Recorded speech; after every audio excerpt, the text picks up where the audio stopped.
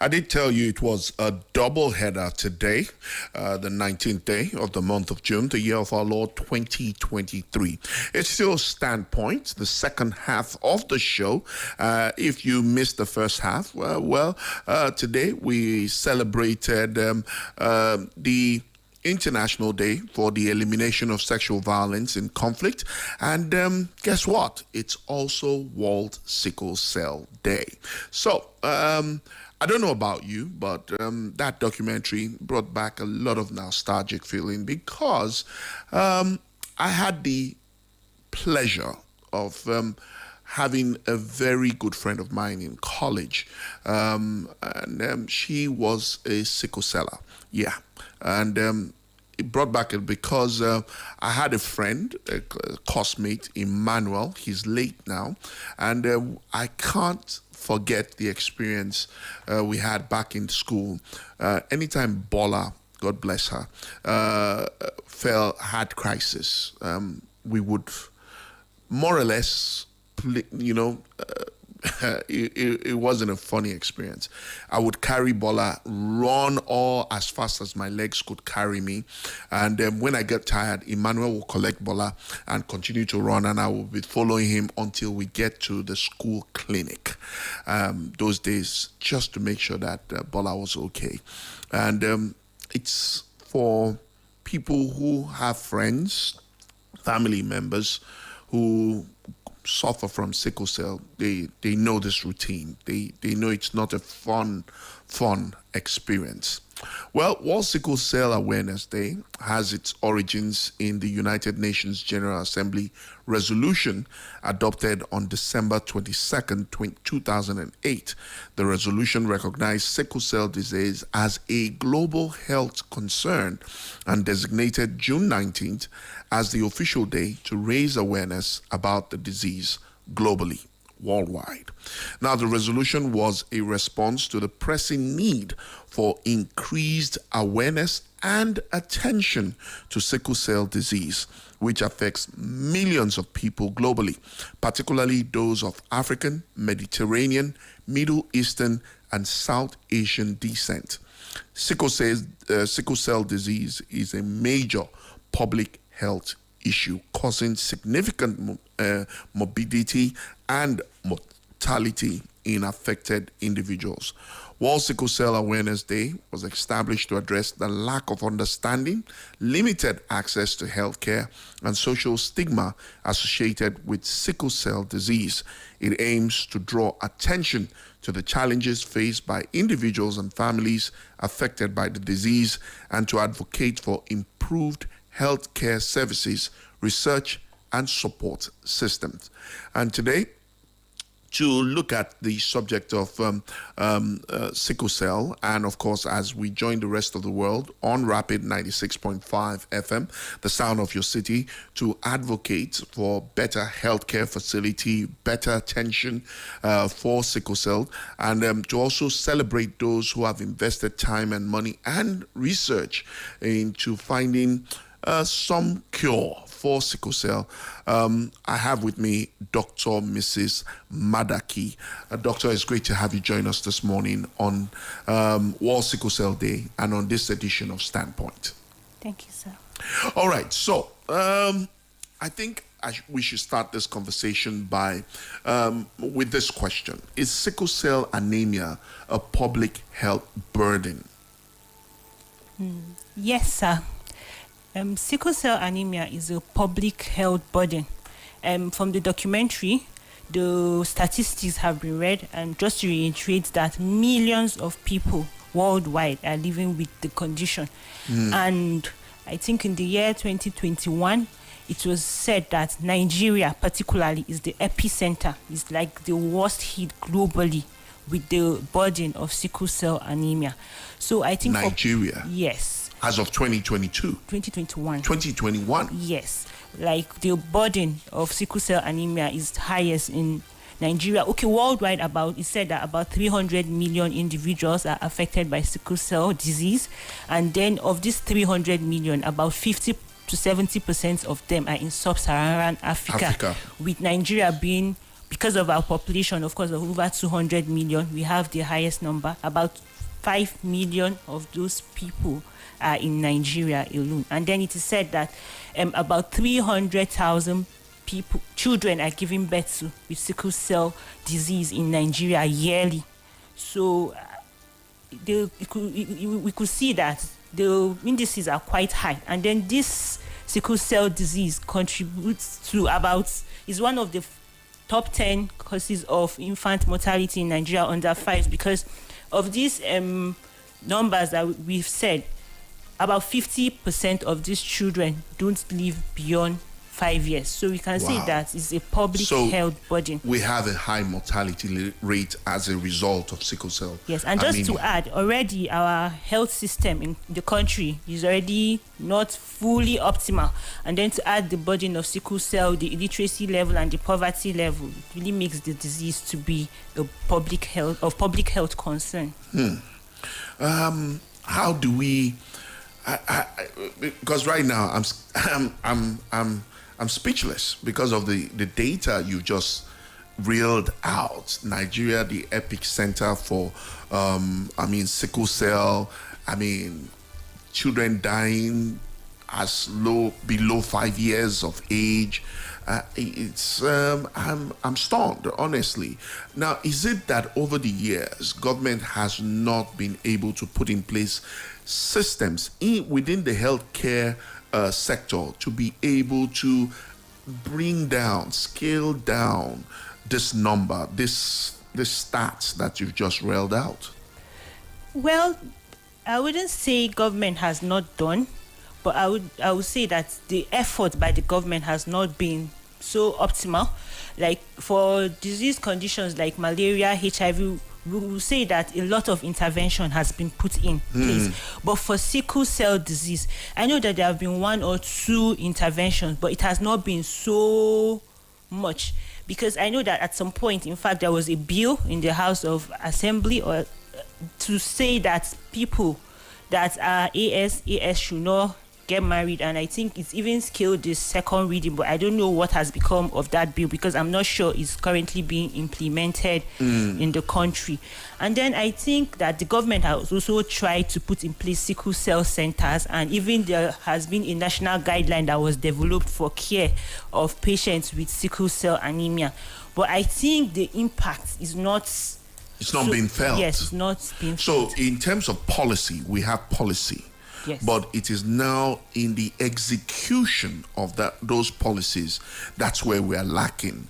So in government, in its bid, because most times it's said that all government needs to do is create the enabling environment and put the enabling policies in place. So where is the gap between the policies that government have put in place and the actual implementation of those policies? Okay, I think the major issue is that a lot has understanding the burden. Yes, we have the statistics, but I think that there are not enough agencies to really bring the message home. Because in this time and age, it's surprising to see that you can meet somebody that is in his 20s, a young adult, and you ask him, okay, so what is your genotype? And the person is like genotype, and you might even go and say O+ or something that is not even related to the genotype. So I think beyond the policies, I think the advocacy, reaching out to the main people in the rural communities and reaching out to people to have real understanding of these things, and then also beyond the policies, putting things on ground. Like in other countries, like in the US, the policy is that for every newborn that is giving birth to, is a part of the normal screening for the child to be screened for sickle cell disease. So some of these things are not really on ground in Nigeria. So I think beyond just making those policies, other things need to be brought on ground. Now you raised my curiosity. In the US, yes, a child is giving birth to, the child goes through screening, yes, for sickle cell and several other diseases. Yes. In Nigeria, when a child is born, what happens? For now, it is not a routine practice that every child that is giving birth to is screened for. So is it that policy that has been put in place that's giving rise to sickle cell centers did not take into cognizance the need for children who are children who are given birth to be screened for sickle cell? Well, it was part of the things that were mentioned, but it has not been implemented. It is not what is routinely done. It is not what is routinely done. So in our health establishments right now, a child is born, no screening. No, it's not a routine practice. Okay. Now, with the level of awareness, I'm talking to you now as a medical practitioner. Shouldn't it naturally,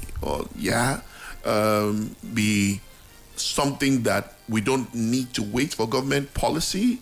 That once a child is born in any hospital, private, public, that a child should go through screening so as to help the parents be able to put the right footing or build the right foundation for that child as health-wise?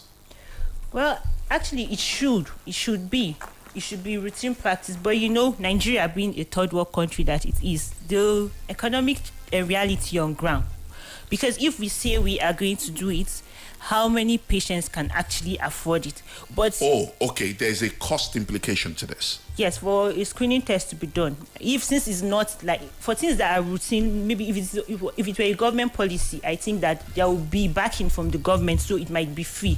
But since it is not a routine practice for patients that want to go a step further to get screened, it will be the financial implication and the cost implication will be on them. So I think that is where the challenge will be, because how many people can actually afford it? And then if we want to look at this reality on ground in Nigeria, how many deliveries actually take place in the standard hospital for the children to get screened? How many of these deliveries? Because there are a lot of maternity homes where deliveries take place, and can all these screening tests be available in such places, in the primary health cares, in the rural communities? Can these screening tests be available there? So these are some of the logistics that we have to look at for now to make that routine screening a reality in our country. One begins to wonder with the kind of budgetary allocations that are made to health and primary health care. Shouldn't it be possible for this routine checks be put in place, especially for children? I mean, you know why I'm emphasizing on this? The numbers you railed out are still like going around in my head, and I'm like imagining. Because the World Health Organization gives you those kind of stats and tell you a child dies every minute as a result of this, and I'm imagining that of a country with well over 200 million people, and you've just said about 5 million children may just be affected by sickle cell. 5 million persons generally, but for children, 300,000 annually in the sub-Saharan Africa. So ours would be like 150,000 or but that's a large number. Yes. That's a large number of children to lose, as a result of policy, as a result of routine checks. Oh, wow. Okay, so how do we start to combat this? Now, in growing up as a child, anything that relates to health, the first thing you hear is prevention is better than cure. So let's start with prevention. How do we prevent sickle cell anemia? Okay, to prevent sickle cell anemia, I think the first point of call would be counseling, genetic counseling. So I think people should have full information that people that are carriers of the hemoglobin S gene, especially because our major concern with sickle cell disease is the fact that people that are carriers, they are the major target now for this. How do I know I'm a carrier? You also do a test. There's a screening test to help you know your hemoglobin genotype. So that will help you know if you are AA, if you are AS, or if you are SS. So the carriers now are those that are AS. There are other hemoglobin type, but the commonest one here is the AS. So if those are the carriers, so they are the target of this counseling primarily, and also the SS, but primarily the carriers, because the people that are carriers, those that have AS, the AS genotype, are the ones that if they get married to another person that is a carrier as well, that has another S, they have the probability of producing a sickle cell disease, a sickle cell anemic child. So that is where the counseling should be targeted at, so that people that are carriers should not end up getting married to themselves, because the aim is to reduce the number of people that will be number of offspring that will be produced with this SS. So if AS and AS get married, or any carrier of this S get married, that is where the issue will be. So the target should be that these people should not end up getting married. So counseling, and the counseling is not, because I know that in the past, if people have tried to make it like a law in countries, they've tried that for genetic diseases, but at the end of the day, it didn't really work like that, because people felt that they were being coerced. They didn't really understand. So people go the extra mile of even forging their genotype and other things just to avert being coerced to know. But I think if people understand the implication, and the awareness is there to understand what these people go through, what people suffering from sickle cell anemia go through, and then they have all the information available, I think that would be a good starting point. Yes. Okay, so first of all, know my genotype. Yes. Have a genetic, how did you call it? Genetic counseling. Yes. Okay, but for the people in the villages, the interland, how do they get to do this genetic counseling? How, I'm sure most of them probably have never done a blood test before. So how do we get to them? How do we get them to understand? Because in the interlands, it's more of traditional beliefs. You know, you see a child that is constantly falling ill, going through crisis. It's suggested that it's witchcraft, it's, all kinds of things are given meaning to. So how do we deal with this kind of level of illiteracy, so to say? How this can be dealt with is still primarily by health education and then advocacy. So this is where I think the government and then non-governmental organizations come in, because for people to know, they must be told. So groups, advocacy groups, the primary health care organizations and all need to put in more effort in going to these communities and educating the people, traditional rulers. I think even health workers in these communities, they feel that in those rural communities have a role to play in educating people and letting them know that this is what this sickle cell anemia entails. It is not witchcraft. It is not a thing that anybody is doing to any. It's not something that is a diabolic stuff.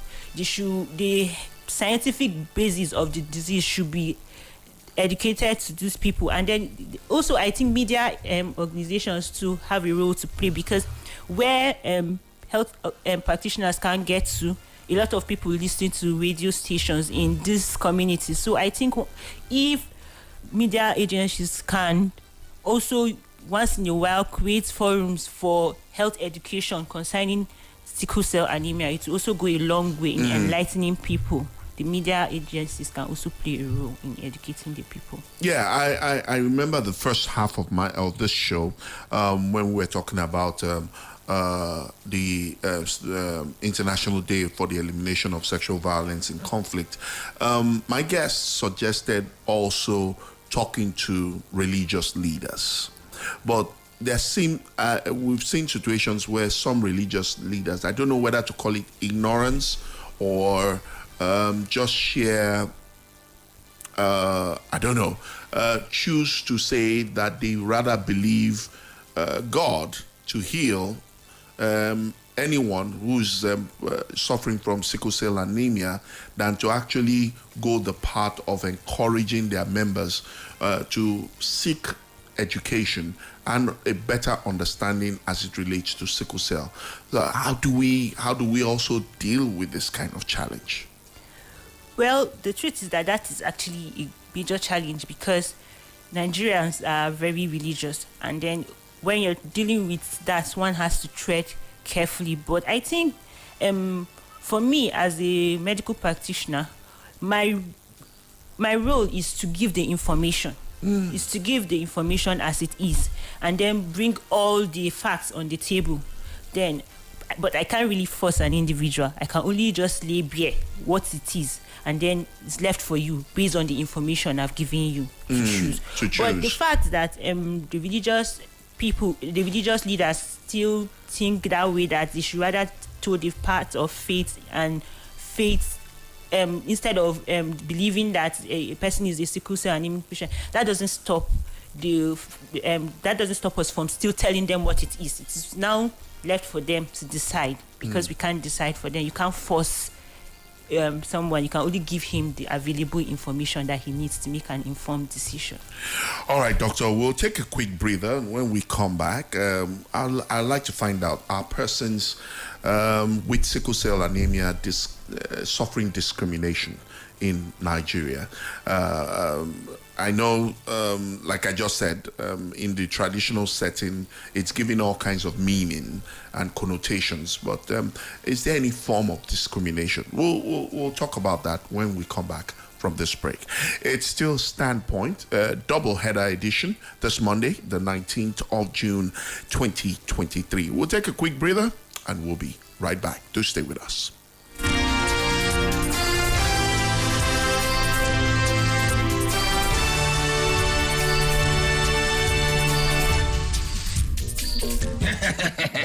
Justy, this one where you put your hand under your jaw this early morning, wetin happen? Your goat don die. Wake up, leave me oh. If to say my goat die, that one better oh. All the goods wey dey my shop don expire finish. No market. Since morning I never say even 1 naira. Hey, you never hear about Rapid FM Ahiana Market? Ahiana Market na Rapid FM program where we go help you tell people wetin you dey sell, how you dey sell am, and where your shop dey with just take only 1,000 naira pere. We go carry your business and put am for the next level. Oh yeah, green us for phone with this number 08063568266. Or you fit rush for Rapid FM Radio House behind New Government House Umuahia, Abia State, Nigeria. Ahiana Market.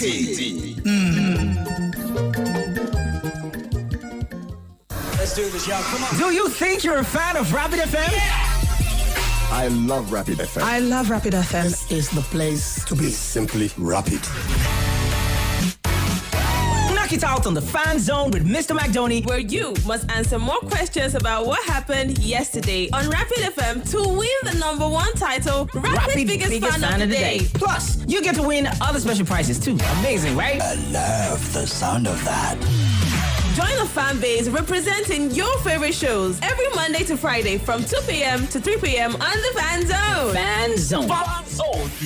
Exclusive to Rapid 96.5 FM. I'm your big fan. Follow you and say you love me. Let's talk politics, dynamics, and permutations. It is a concern that we have for our country, Nigeria. This is beyond partisan politics. It's unfortunate. And these are the kind of people who say they are leaders of this country. What example are they showing as leaders of the country? Let's keep you abreast with the happenings in the polity. Nigeria is on drink and on oxygen. And how can we get out of this? I am an employer of the president. I pay the president's salary. I pay the bills of the family. And he must protect me. Standpoint. The center of all talks of politics. Standpoint, Monday to Friday, 10 a.m. on Rapid 96.5 FM, Umuahia. More Nigerian is more Nigerian than any Nigerian.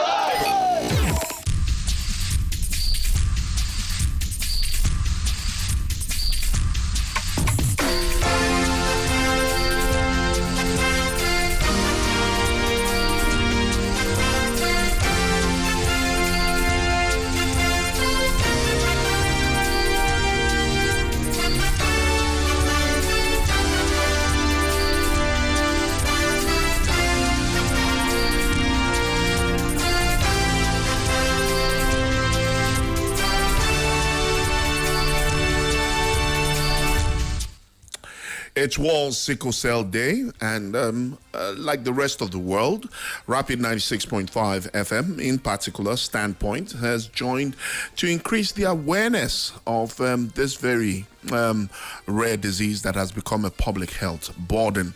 The purpose of this Awareness Day is to educate the public about the challenges faced by individuals living with sickle cell disease and to advocate for improved healthcare services, early diagnosis, and effective treatment options. It is also aimed to reduce the stigma and misconceptions surrounding the disease, promoting empathy, support, and inclusivity for those affected. Additionally, this day serves as a platform to recognize the strength and resilience of individuals living with sickle cell disease and their families. It highlights their daily struggles, achievements, and the need for support networks and resources to enhance their quality of life. By increasing awareness and understanding of sickle cell disease, World Sickle Cell Awareness Day strives to foster a more compassionate and inclusive society. It encourages advocacy, research, and policy changes to ensure that individuals with sickle cell disease receive the care and support they need to lead fulfilling lives. I've been discussing with Dr. Madaki, and she has shared a whole lot of light and the need for proper policy implementation with regards to sickle cell. She did say there was a bill, and now that we have the 10th assembly, maybe they should focus more on human angle related bills like the one put forward with regards to sickle cell, and ensure that the policies are not just made but they are properly implemented. Now, doctor, before we went on that break, I did ask a question. As a medical practitioner, have you at any point in time come across any individual with sickle cell anemia that has been discriminated? Yes. I've met quite a number.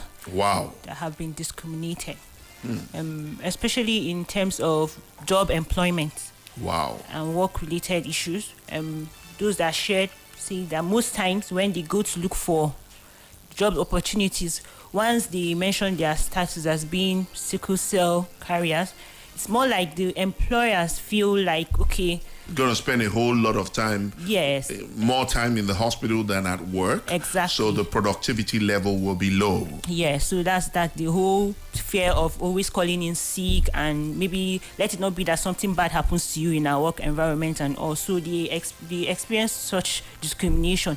And then also in terms of marriage, a lot of I've met quite a number that have issues getting married because people don't understand that, okay, yes, that I have sickle cell does not mean that it's the death sentence. With proper management, I can live a near normal life, because in our clinic, we have sickle cell patients that have lived to their 50s. We've seen them. Yeah, I was going to ask. I know that at some point there was information that suggested that once they cross the age of 21, 25, they are basically reached the safe zone. Is that correct? Well, we wouldn't say a safe zone per se, because even if you cross the age of 25 and you are not doing what you're meant to do, you are not really in a safe zone. So I think what is of the importance is the fact that the patient does what he is supposed to do in terms of knowing the triggers of his condition, avoiding those triggers, being compliant with his routine medication, coming for follow-up as at when due, and then if at any point he has any crisis or any symptom, instead of going to patent medicine stores, should always consult a specialist, or at least should go to a recognized hospital for care. So these are some of the things that will also determine how long a patient can survive. Yeah, not just about the number per se, but what the patient is also doing to help his condition. Now, when one is sickle cell anemic, like you heard during the documentary, are there a sickle cell in different categories? Like the lady mentioned that she knew someone who was anemic, but his was chronic. to the level that he had like skin cancer on his feet. Okay.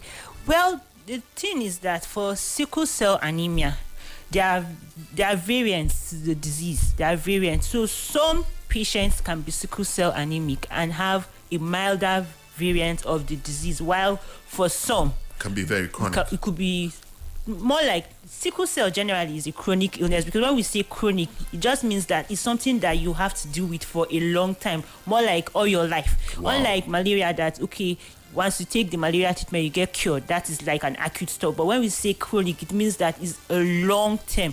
So I think what the person in the documentary was trying to say is that the person had a more severe variant, because there are some people that have sickle cell anemia and they might just have their crisis maybe once in a year or once in 2 years, and there are others that can have like even up to 6 crises in a year. So it just depends on the variant, and all those things are decided at a genetic level. So you can't say who is going to have the mild variant and who is going to have the more severe variant. So these things are determined like at the genetic level more.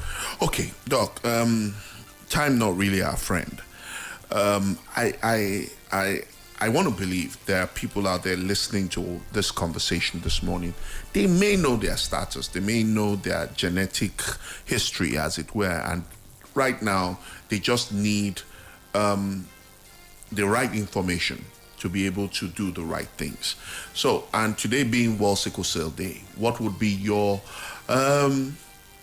words of encouragement, support, and advice to someone out there who's listening? Okay, my word of encouragement and my advice is, as you've said already, the place of knowing your genotype cannot be overemphasized. Just walk into a government or a well-established hospital and get tested to know your genotype, so that you can make an informed decision to avoid getting married and subsequently, or even not getting married, but not producing offspring that will come down with the hemoglobin SS, that is sickle cell anemia. And then for those that have checked and SS, as we've said, is not a death sentence. There are things that can be done to make life more bearable. There are things that have been put in place. So if your hemoglobin SS, that is if you're a sickle cell anemic patient, you just do what you need to do. Be regular with your follow-up visits. Be regular with your routine hematinics. Identify what triggers your crisis situation and avoid those triggers. And then, as much as possible, just keep hope alive. Sickle cell anemia is not a death sentence. With proper and adequate management, the whole complications of the disease can be managed. Well, you heard it from Dr. Madaki, and we join you. We feel your pain. Like I did say, I've had my experience, and it's a very emotional day for me, because it brought back a whole lot of memories way back in college. Well, I want to thank Dr. Madaki for making our time to be with us on this special edition of Standpoint, double header, as I like to call it. And we hope that when next we call on Doctor, you'll make our time to be with us. Thank you, sir. Thank you so much. And, well, on World Sickle Cell Awareness Day, various activities take place to promote understanding and solidarity. These include educational campaigns, community events, fundraisers, and blood drives. Yes, blood drives. Efforts are made to emphasize the importance of regular screening, access to quality healthcare, and ongoing research to improve the lives of individuals with sickle cell. And that concludes this double-header edition of Standpoint. Trust us, as always, to keep our ears to the ground and our searchlight beamed on developments right here from Abia State all the way across the world. And we do our bit to consistently educate, inform, and keep you up to speed with developments as they evolve. Special thanks to all my guests who've made today a wonderful day. Dr. Madaki, who's been with us in the studio as we celebrate World Sickle Cell Day. And of course, much earlier, we had Onyinyechi Nwosu, the founder of Vivacious Development Initiative, who shed a whole lot of light as we looked at the International Day for the Elimination of Sexual Violence in Conflict. And big thank you to you out there for keeping it locked on the sound of your city, Rapid 96.5. Don't worry, top of the hour will be the Angelus, and of course, I will advise you to keep it locked as we give you the very best of music entertainment right here on Rapid 96.5. I am Nkamiang John, the beloved, also known as the controversial, signing out. To stay with us.